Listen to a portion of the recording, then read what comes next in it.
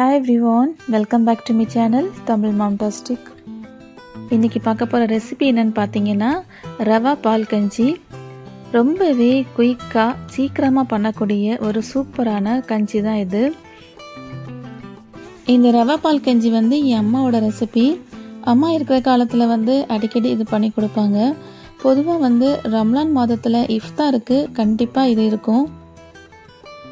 இன்னைக்கு வந்து நிறைய வீடுகளில் இது இஃப்தாருக்கு பண்ணுவாங்க. ஸோ நிறைய பேருக்கு ரெசிபி தெரிஞ்சிருக்கலாம், தெரியாதவங்க பார்த்து தெரிஞ்சுக்கோங்க.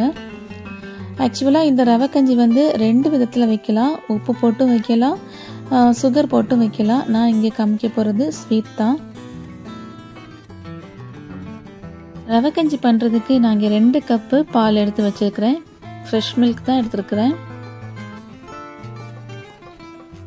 ஸோ உங்களுக்கு எவ்வளோ தேவையோ அதுக்கு தகுந்த மாதிரி நீங்கள் அளவுகளை கூட்டிக்கங்க.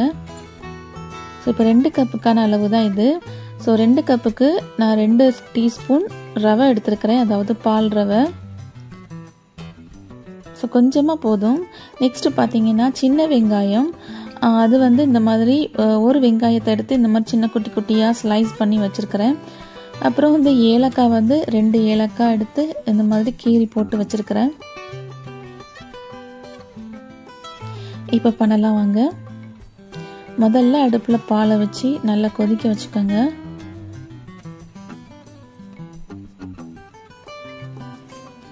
பால் வந்து ஓரளவுக்கு கொதிச்சதுமே இதில் வந்து 1/2 டீஸ்பூன் மஞ்சள் தூள் சேர்த்துக்கோங்க.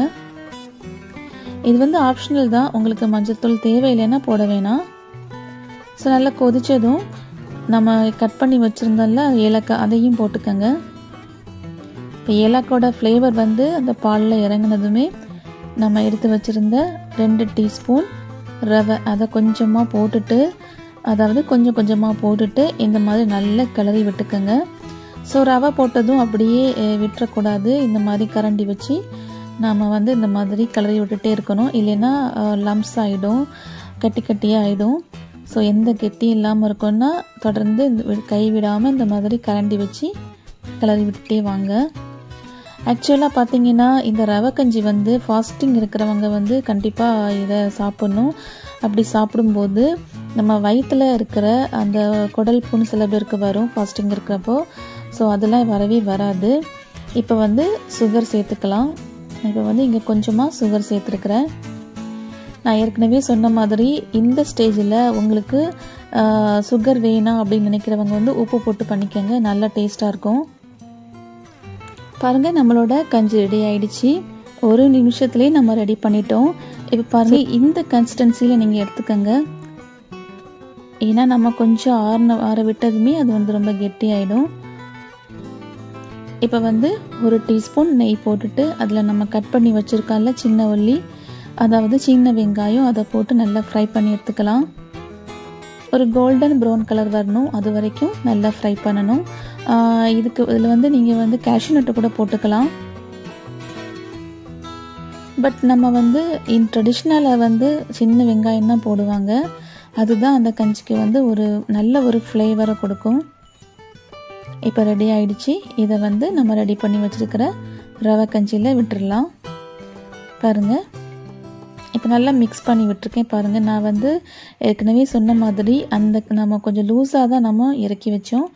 இப்போ வந்து ஜஸ்ட் கொஞ்சம் கெட்டி ஆயிடுச்சு. இதுதான் கரெக்டான கன்சிஸ்டன்சி. பார்த்தீங்களா? இப்போ நம்மளோட அருமையான கஞ்சி ரெடி ஆயிடுச்சு. பொதுவாக இது வந்து கொஞ்சம் இளஞ்சூட்டில் சாப்பிட்றதுக்கு ரொம்ப நல்லா இருக்கும். ரொம்பவே குயிக்காக பண்ணிடலாம். 2 நிமிஷம் போதுங்க நமக்கு இந்த கஞ்சி பண்ணுறதுக்கு. நீங்கள் இது வரைக்கும் இந்த ரெசிபியை ட்ரை பண்ணலை அப்படின்னா கண்டிப்பாக ட்ரை பண்ணி பாருங்கள்.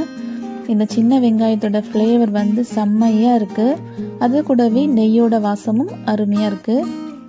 ஸோ ஃப்ரெண்ட்ஸ், கண்டிப்பாக ட்ரை பண்ணுங்கள். இந்த ரெசிபி பிடிச்சிருந்தா லைக் பண்ணுங்கள், ஷேர் பண்ணிக்கோங்க, கண்டிப்பாக கமெண்ட்ஸ் பண்ணுங்கள். மீண்டும் ஒரு சூப்பரான ரெசிபியோட நான் சந்திக்கிறேன். Till then, bye and thanks for watching.